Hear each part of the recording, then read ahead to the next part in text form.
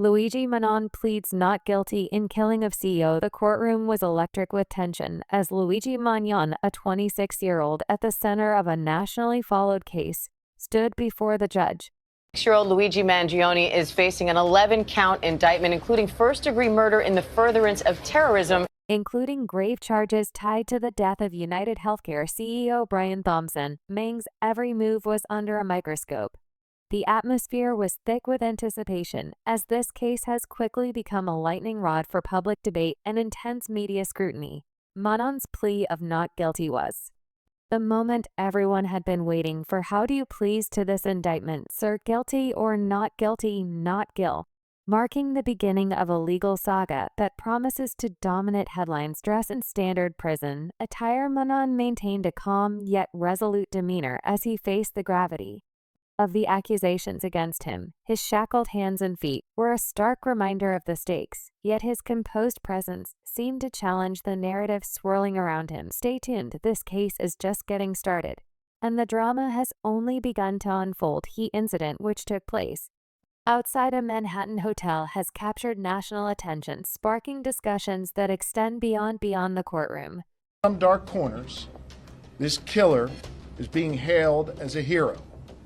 Hear me on this. He is no tragic series of events has drawn a complex web of legal, social, and political implications. As the case progresses, both state and federal courts are expected to dissect the details thoroughly. The circumstances surrounding the incident. Mangione faces an 11-count indictment in New York State Court, with first-degree charges being the most severe. These allegations carry potential penalties that range from life imprisonment without parole to other stringent consequences, depending on the outcomes in both state and federal jurisdictions. His formal plea of not guilty marked a pivotal moment in the legal journey. Not say a word except to utter not guilty when asked how he pleaded to the 11-count state indictment, setting the stage for what promises to be a long and intricate trial process.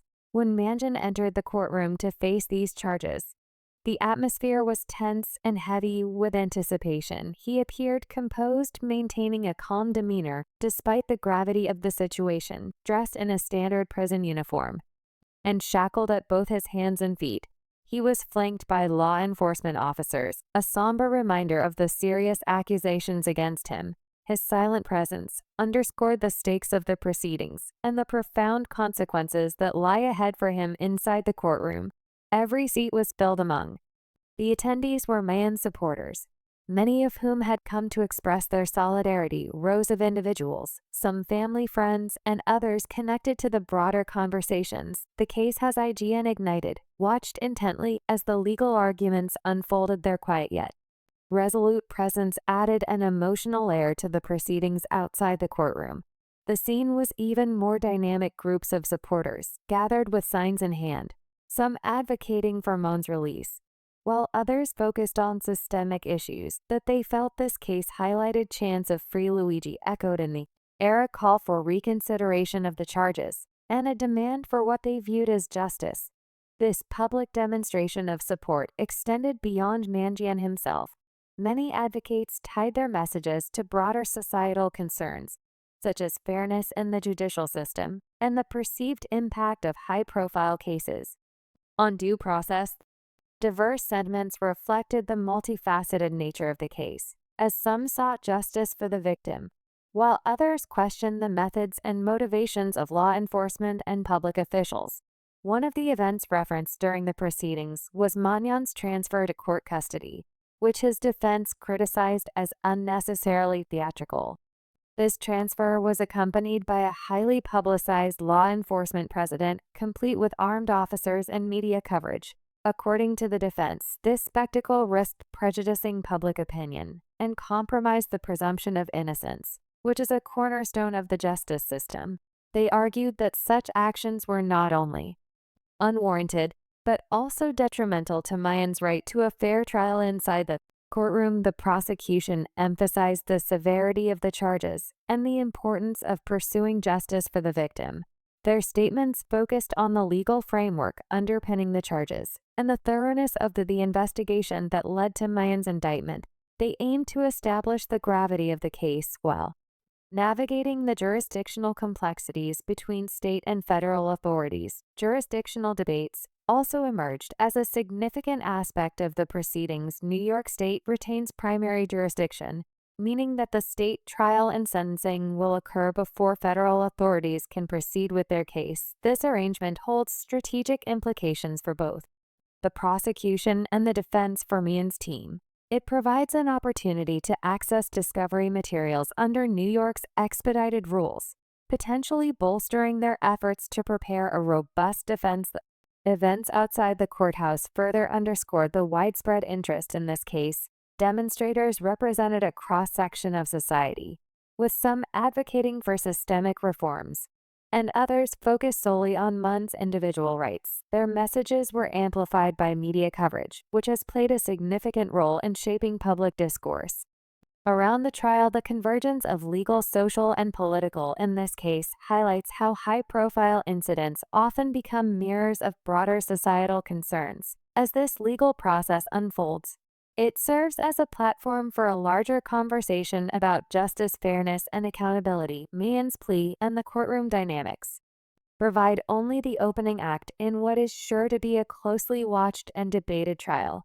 The coming weeks and months will likely bring new developments, evidence, and arguments that will further shape the narrative and public perception of this case. Throughout it, all the balance between accountability and the protection of individual rights remains at the forefront of this complex and multifaceted legal battle. Manon's defense attorney began with a powerful and detailed opening argument, asserting the critical need for a fair trial and emphasizing her client's right to due process under the law. Her statements reflected a broader concern about ensuring that every individual accused of a crime receives impartial treatment, regardless of the severity of the allegations. This principle, she argued, lies at the heart of the legal system and is a fundamental safeguard for justice. The defense directed its criticism towards what it described as unnecessary public displays by law enforcement during Mangone's transfer to court custody. Specifically, the defense highlighted the heavily publicized nature of this transfer, which included visible displays of armed officers and a media presence. This orchestrated event, the attorney argued, served no legitimate legal purpose, and instead seemed designed to create a spectacle by allowing the media to capture these moments and widely disseminate images of Mangione. In the defense claimed that law enforcement undermined the principle of presumption of innocence. The presumption of innocence is a cornerstone of modern justice systems, ensuring that every defendant is treated as innocent until proven guilty in a court of law. The defense contended that actions like these, which draw significant public attention, risk biasing potential jurors before the trial has even begun. The images and narratives presented during these events could, they argued, irreparably harm the impartiality of those who may eventually be tasked with determining Manon's guilt or innocence. The attorney further pointed out that Manon had been fully cooperative throughout the legal process, demonstrating a willingness to comply with authorities at every stage. Notably, he waived extradition, allowing for his transfer between jurisdictions without contest, and he adhered to all procedural requirements during his detention. These actions, the defense suggested, should have been recognized as evidence of his compliance and good faith. Instead of acknowledging this cooperation, law enforcement chose to stage what the defense described as an unnecessary dramatic transfer, complete with heightened security measures and choreographed media presence. According to the defense, these measures were disproportionate and unnecessary, especially given Mangone's behavior. The attorney argued that such displays not only disregarded his cooperative nature, but also served to further sensationalize the case, drawing more public attention and potentially swaying opinions before any evidence was presented. In court, this, she claimed, was a violation of her client's right to a fair and unbiased trial, beyond the immediate implications for Mangione. The defense framed this issue as part of a larger problem within the justice system. High-profile cases often attract significant media attention, which can influence how they are handled by law enforcement and prosecutors. The defense suggested that public perception and political considerations sometimes take precedence over ensuring fairness. leading to actions that prioritize optics over justice in Mangione's case. The defense described these actions as an attempt to sway public opinion and position the prosecution's narrative as the dominant one before the trial had even commenced. The defense attorney also took issue with statements made by public officials during press conferences and other public appearances. Some of these comments, she argued, went beyond the bounds of professionalism and fairness, effectively labeling Mangione as guilty before a trial could take place. Such statements, she claimed, could influence not only the public, but also potential jurors, making it difficult to assemble an impartial jury, the attorney urged the court to recognize the harm these actions could cause and to take steps to ensure that Manon's right to a fair trial was protected. On the other hand, the prosecution presented a contrasting narrative. They argued that the charges against Manon were the result of a thorough and meticulous investigation conducted in accordance with legal standards. The prosecution emphasized that their actions were not arbitrary, but rooted in the seriousness of the allegations and the evidence gathered during the investigation. They underscored the importance of pursuing accountability and ensuring justice for the incident at the heart of the case. In response to the defense's critique of the transfer and media presence, the prosecution maintained that all measures taken were within the bounds of standard procedure.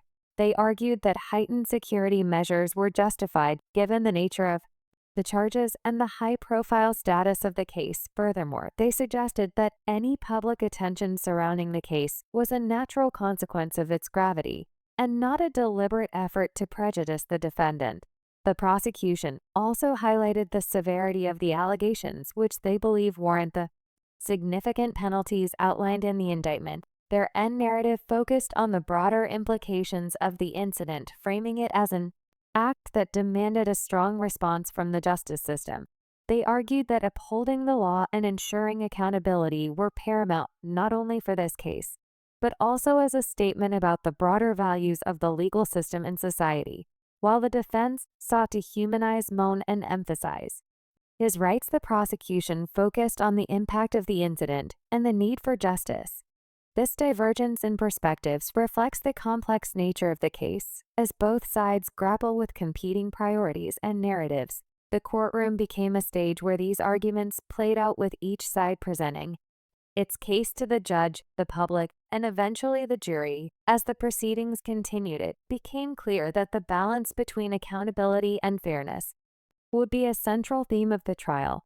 The defense's concerns about media influence, public perception, and procedural fairness stood in contrast to the prosecution's focus on the seriousness of the allegations and the thoroughness of their investigation. This tension is not uncommon in high-profile cases where the stakes are high and the eyes of the public are firmly fixed on the courtroom. One of the critical aspects of this case is the interplay between state and federal jurisdiction. New York State holds primary jurisdiction, meaning the state trial and sentencing will take place before any federal proceedings. This order of operations have significant implications for both sides. For Meng's defense, it means access to discovery materials under New York's more transparent and expedited rules, which could be advantageous in building their case discovery.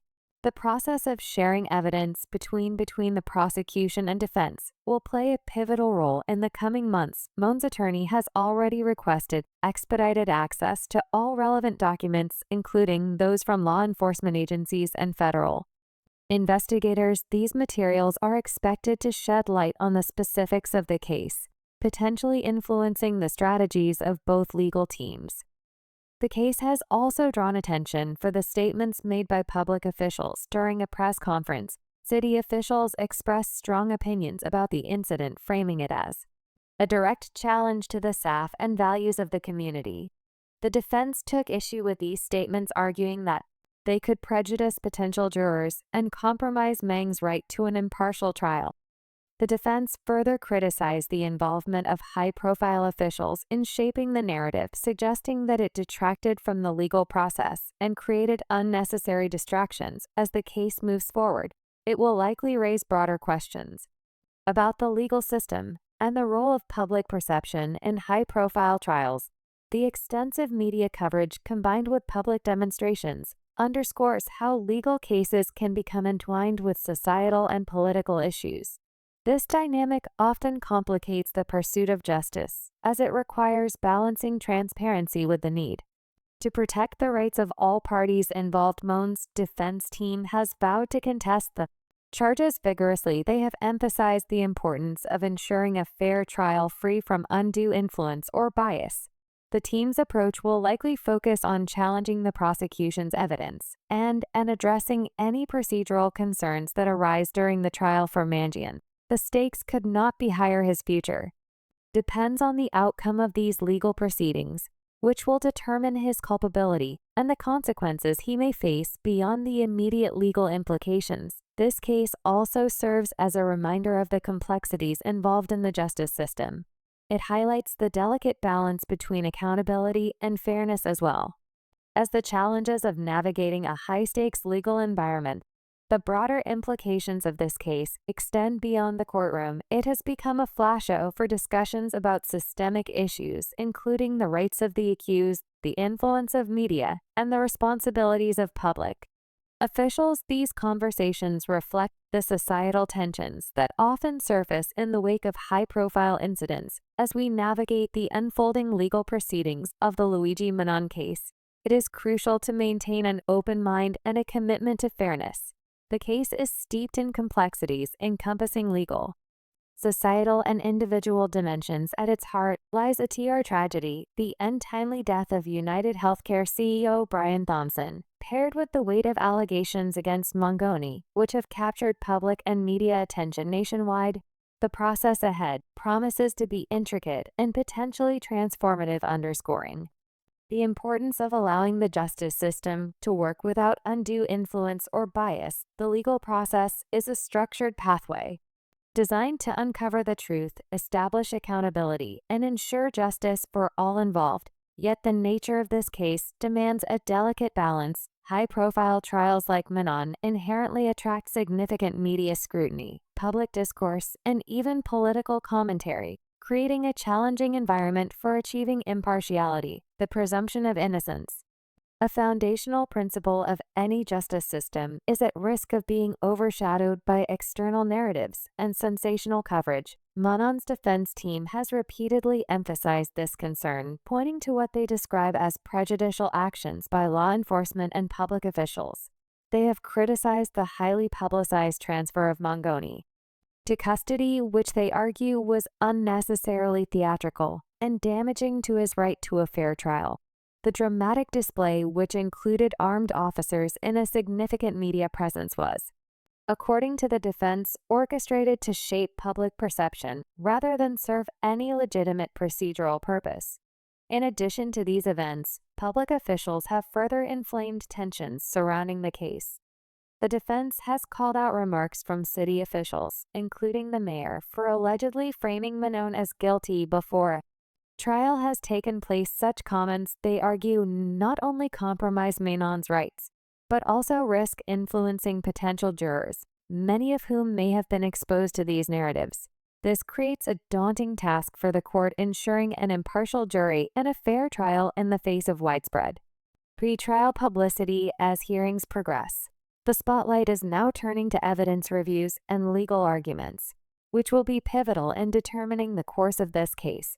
Both the defense and prosecution are preparing for a battle that will involve dissecting the circumstances of Thompson's death and presenting their interpretations of the facts, while the prosecution has underscored the gravity of the charges, describing them as the result of a thorough and meticulous investigation. The defense is expected to challenge the credibility and completeness of the evidence presented. Key to the trial will be the examination of surveillance footage, eyewitness accounts, and forensic evidence related to the incident. Reports suggest that the prosecution will rely heavily on these elements to construct their narrative of the events. Meanwhile, the defense is likely to question the reliability of such evidence, probing for inconsistencies or gaps that could cast doubt on the prosecution's case. This evidentiary battle will be central to shaping the jury's perception and ultimately their verdict beyond the courtroom.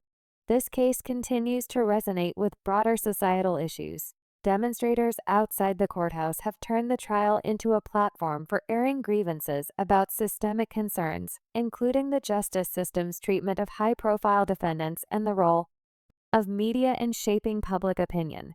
The diverse voices of protesters reflect a mixture of solidarity with Mangione and broader frustrations with perceived inequities in the legal process.